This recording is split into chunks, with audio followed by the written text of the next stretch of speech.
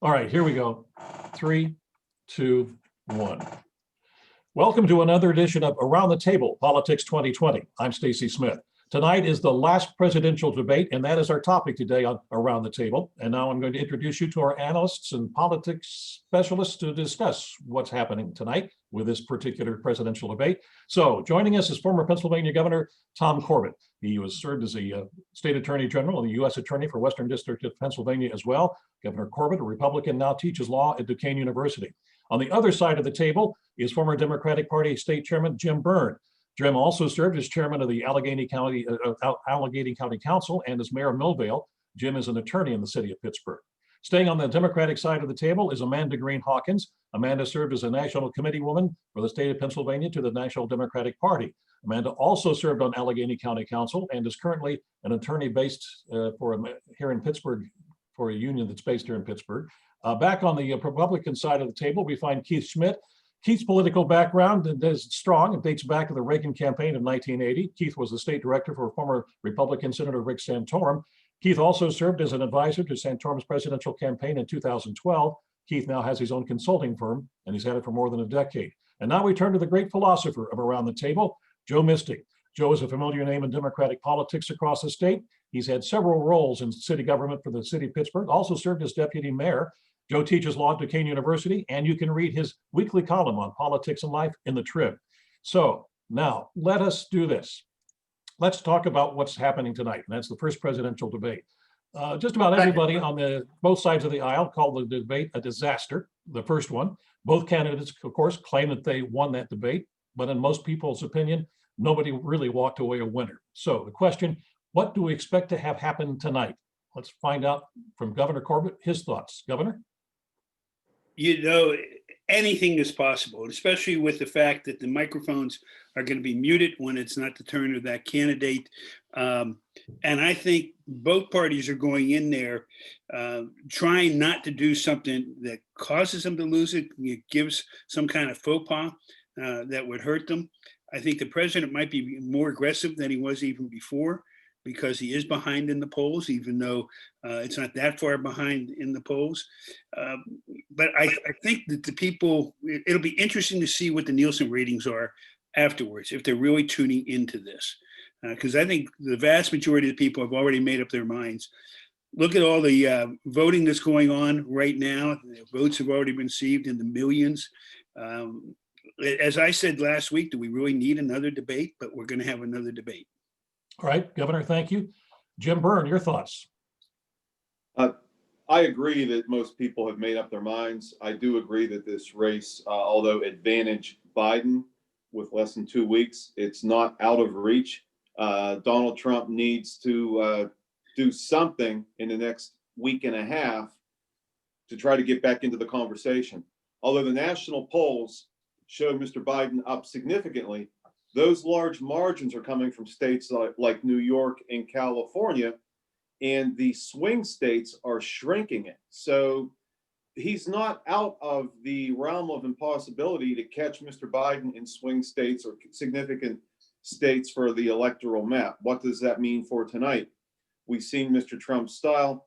We've seen his bombastic approach to just about everything that he touches, including his Twitter account. So what will he do tonight? He wants to be the man who is strong, the guy who never loses, the man who is always better than the other guy. So he's going to come out swinging. He can try to spin anything he wants about what happened in that first debate.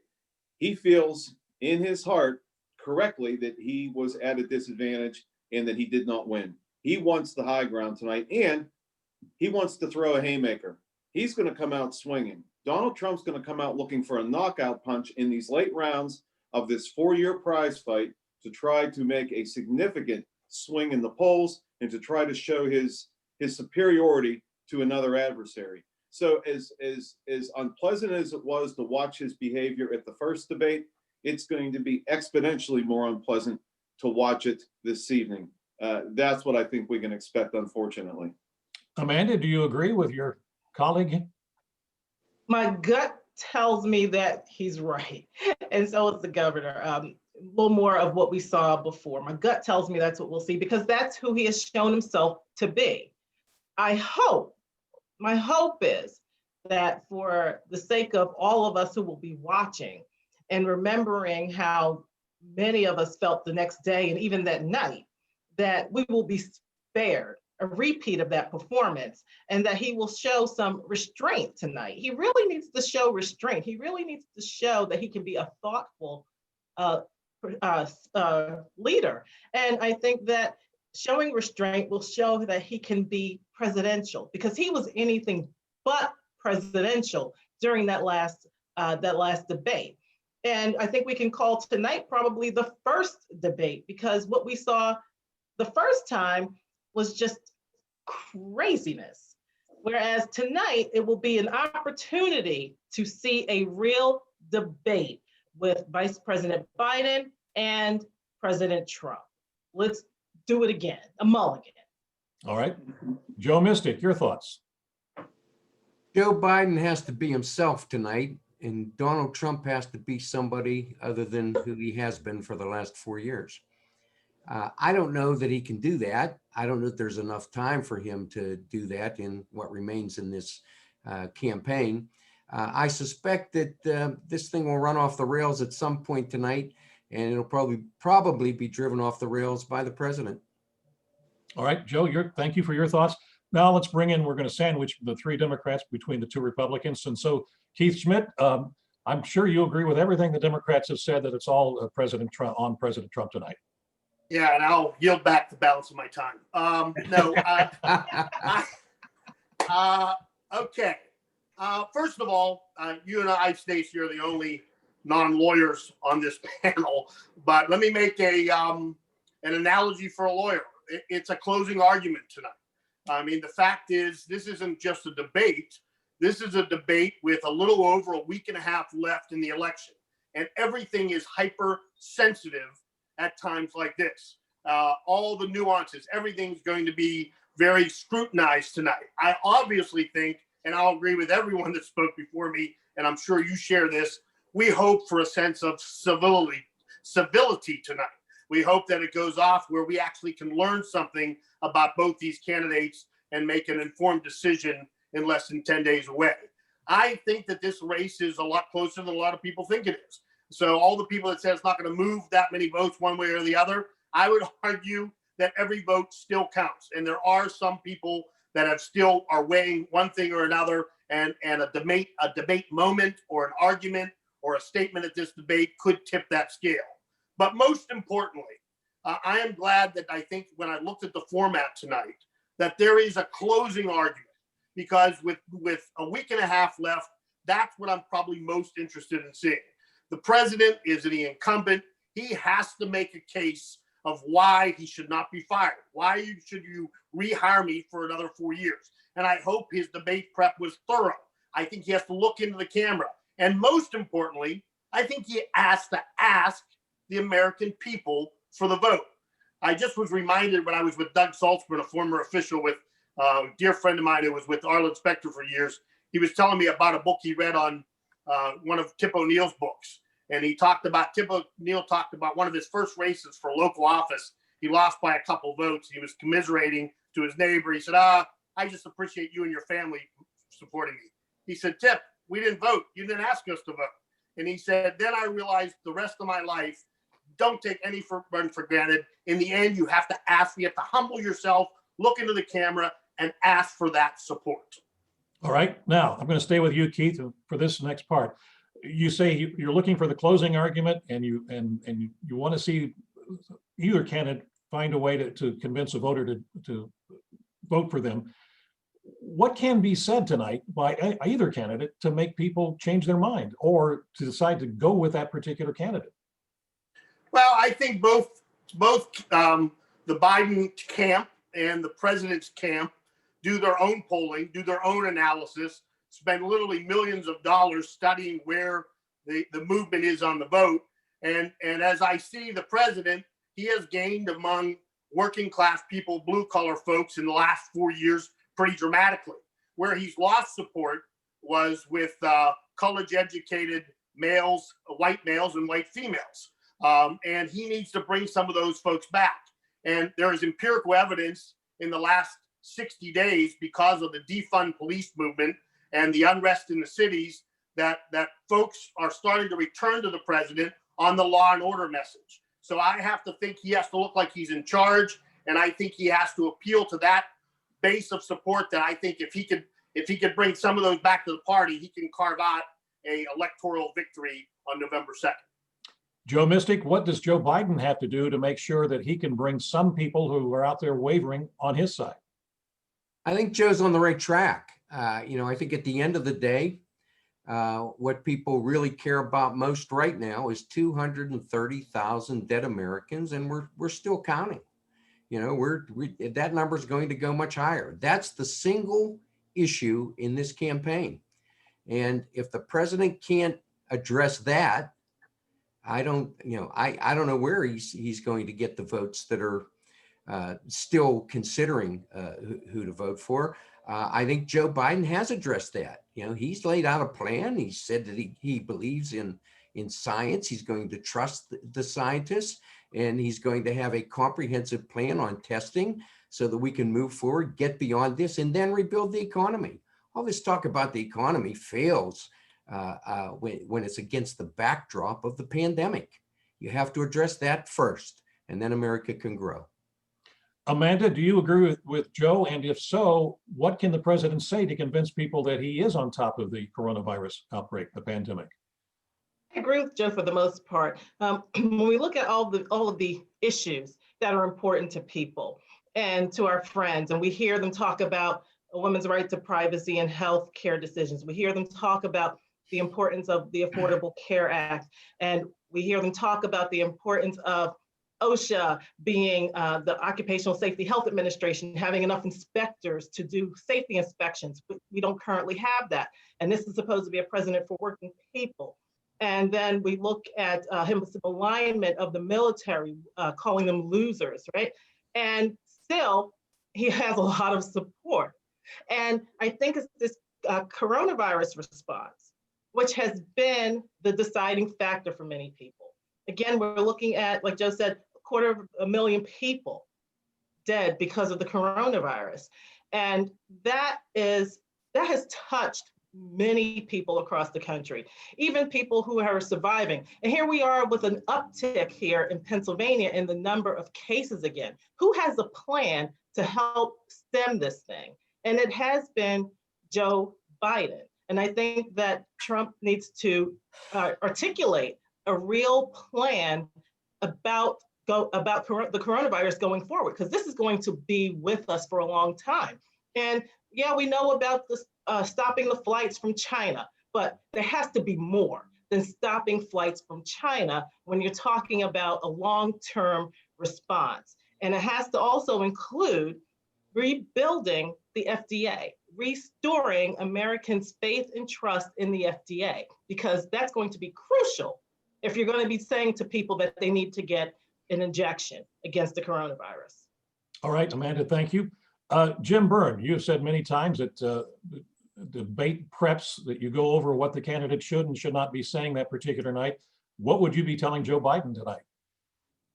I would be telling Joe Biden tonight to be himself, to continue to stay the course, to do the things he's been doing in this campaign, to show compassion for humanity, for his fellow Americans, irrespective of party affiliation, to show that he will follow the science, to be somebody who brings water to a fire and not gasoline, somebody who is going to have a plan and lay it out specifically, which he has done. Show people that what has happened is not working, that they've been misled, they've been poorly led, and it's time for everybody to take a different course. A very binary argument.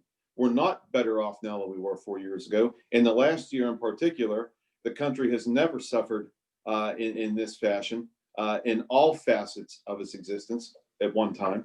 So he needs to stick to that plan, not let up on that plan, to show the nation and the world what leadership needs to look like again in America. Steady, smooth, in control, not to be baited by the, what I expect, nonsensical behavior of his opponent over on the other podium.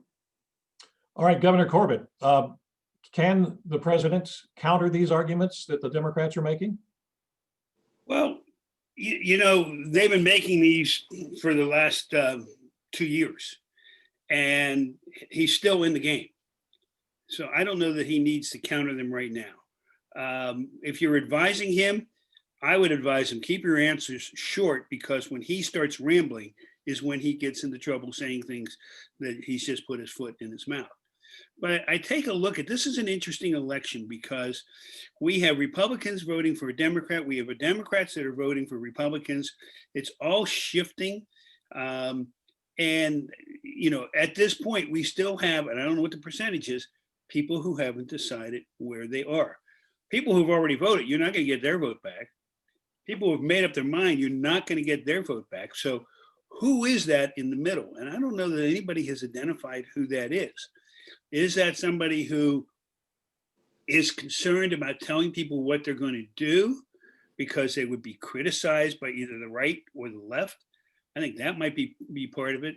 It kind of frightens me that by this point in time, people haven't made up their mind, and there's only 12 days to go. There are so many things, in addition to the coronavirus, positive things, negative things that have been done over the last 2 years and 4 years, that any one thing isn't enough. You got to look at, I think, the entire picture. Yes, coronavirus is bad and we lost a lot of people, but there are people who, on both sides of the aisle, who come out and supported the president for many, many reasons. And I'm not going to get into the reasons, but you can see it. It's really coming down to a city versus suburbs in the county, and the suburbs are in the middle, and the city in the country. If you look at it from the signs that I saw driving all across Pennsylvania this weekend, an indication of where it is.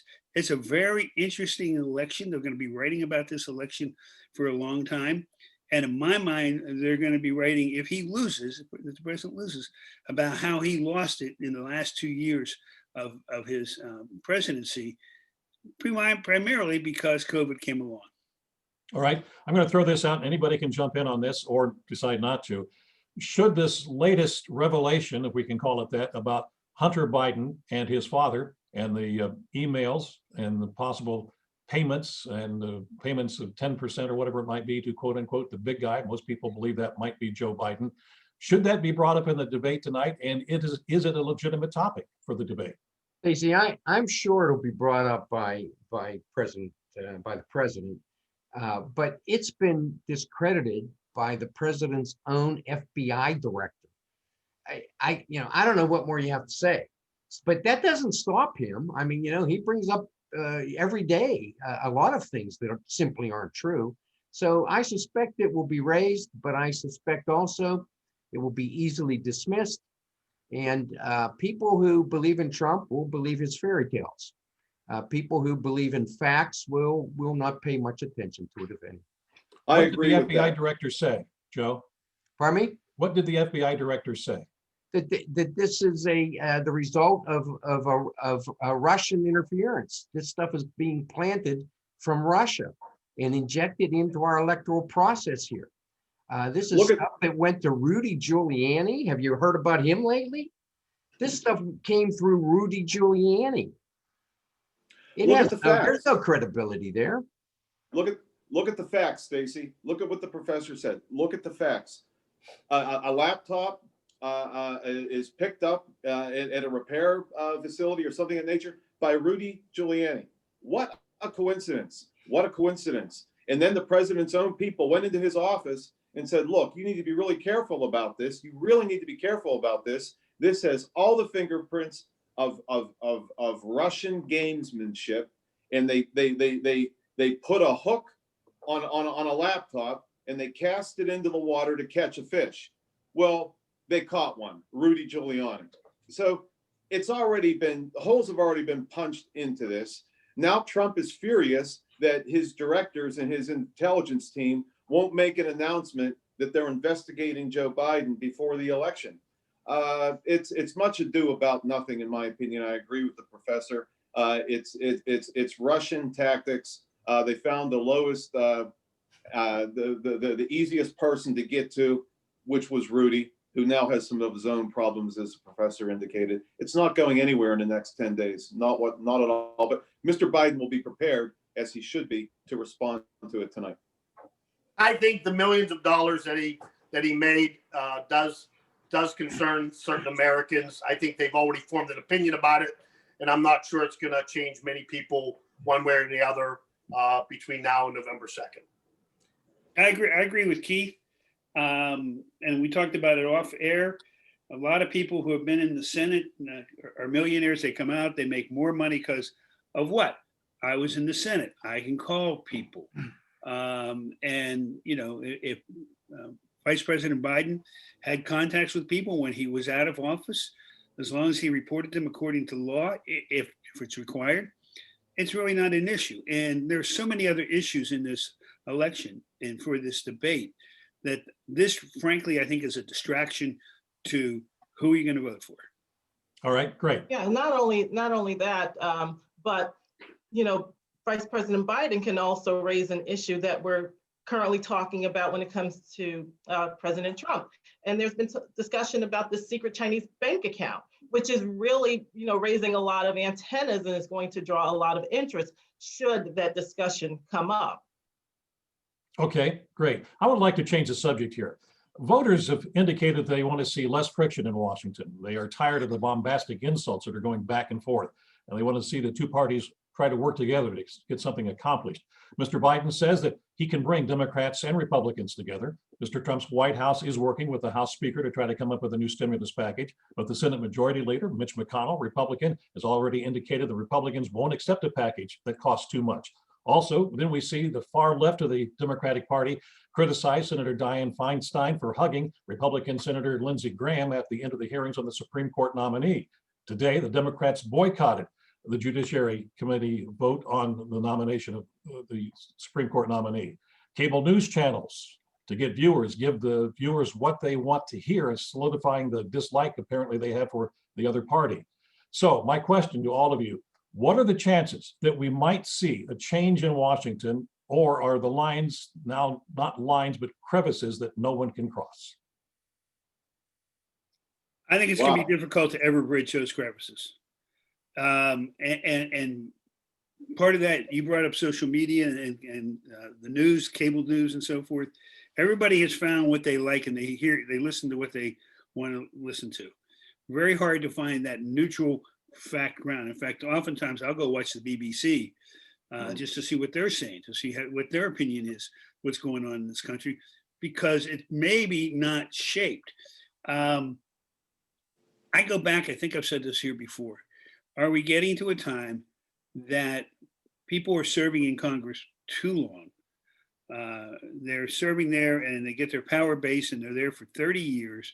I really don't think that the founders intended that people would be there for 30 years, but that's the case. And if the executive is term limited, why don't we have some reasonable term limits for the Senate and the House? Probably not going to happen in my lifetime, but I think that might be one step to get people to start acting a little more reasonable, because right now they have to play to their base. You know, it's interesting to go back and look at what Vice President Biden has been saying.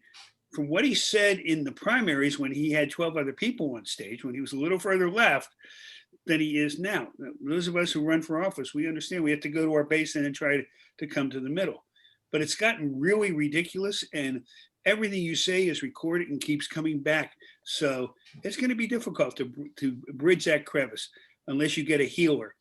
And I'm not so sure that the vice president is a healer, particularly when there are a lot of people that don't think he's going to be the president for 4 full years. It's going to be interesting. Thank you, Professor. Stacy, it's really divided. It's been this way since the Republican wave and Bill Clinton's midterm. That was the beginning of this. It hasn't gotten any better. It has to. When you tie the media into the conversation, as you did, when the fairness doctrine, which Professor Mystic was abolished in '87, which required the media to really be objective, really show both sides of the coin. When that was abolished, to give them a little bit of carte blanche to do a little bit more on one side versus the other, that started the ball rolling on this 24/7 cycle of playing to a base, one side or the other. national news now becomes more political commentary, one side or the other, and it drives this divisiveness. It really was, I think, a mistake to get rid of the fairness doctrine. I think that was the godfather of this partisanship that we now see, because everybody's always watching the news. But when you get back to government itself and the politicians in government, the further away you get from the ground level of office holding, the more you see the division.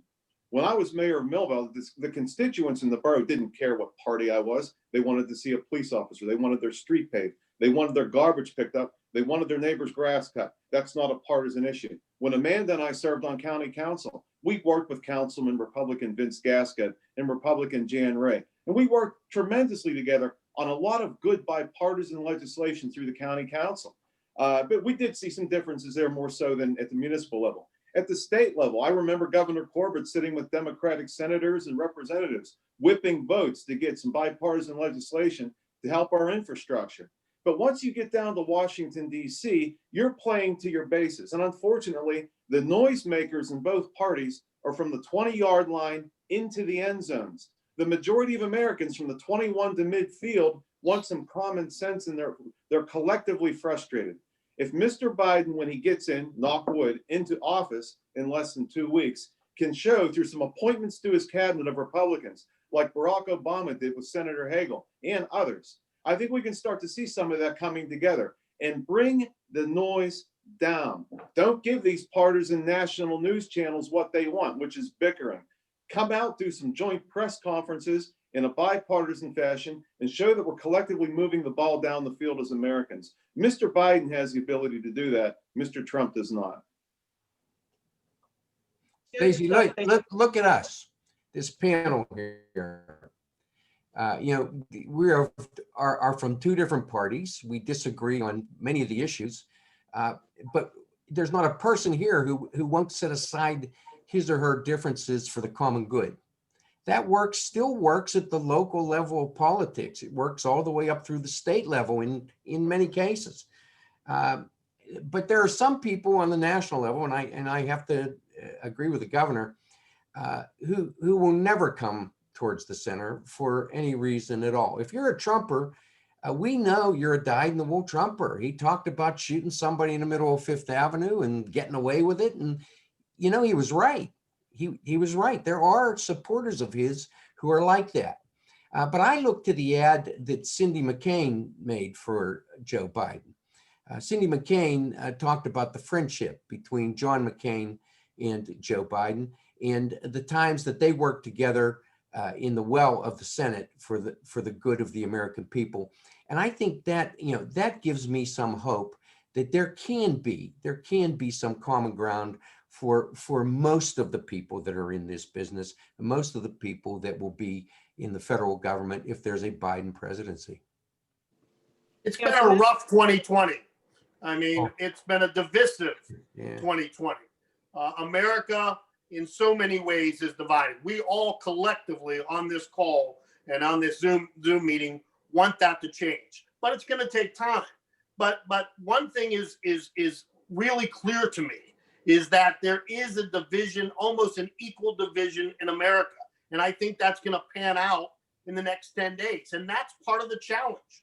When Mr. Burns said earlier, the national polls are a little skewed because there's some states that he's so far ahead by millions that you don't see how close this race is. I drove through West Virginia over the weekend. I drive across Pennsylvania. I see the separation of rural and suburban America to the American cities. I know that this is going to be a close race. And one of the reasons why I know this is going to be a close electoral race is the effectiveness of the Republican Party in registering people in swing states. I know I brought this up before, but it's worth noting again. MSNBC on Monday did a story. MSNBC did a story on Monday that said since June in Pennsylvania, Republicans have registered 184,000 new Republicans. Democrats had registered 93,000 new Democrats. So we had a 91,000 advantage in registration just since June. And that is happening in battleground states all around the country because the onus on the Republicans, which was largely always having a much more effective absentee ballot effort, moved that over, and now they are spending their time and efforts in registering new voters. And they don't show up in any polling. And I can tell you, it's going to make for a barn burner of election in 2 weeks or less than 2 weeks, which I think is going to be a lot closer than anyone believes. Well, I think it's a close election. No, I certainly agree with you as far as that goes. But when it comes to bridging that divide that Stacy was talking about, I don't think that this is a president who can help do that. And we could say it's the media causing it. We can blame it on whoever, but it's his own words. And again, we see so many issues that we can make decisions on. But for many people, we could be a one-issue voter in this election. And it could be about whether or not we can support someone who is a racist. And plenty of people see this president as a racist. And when, like he did in that debate last time, was equivocal, not unequivocal, but equivocal about whether or not he could denounce white supremacy. That does not help bridge any divides whatsoever. That just helps make them even bigger. And we need someone, we need a leader who can help bridge divides and bring people together. And I think Joe Biden is that person. He has a track record, he's shown that. And that's one of the reasons why he reached out to Kamala Harris as his vice presidential running mate to help bridge divides. I think the man says it in his words and he does it by his actions. And that's what we have to believe. What people do, not what they say. All right, Amanda, you just gave the closing argument for the vice president tonight in the debate, I think. So thank you. I want to thank all of you for being with us once again on Around the Table. We will do a recap tomorrow of the presidents and the vice president, former vice president's debate that takes place tonight. And so we will see all of you tomorrow. Thank you. Look forward to it, Thank you. Stacy.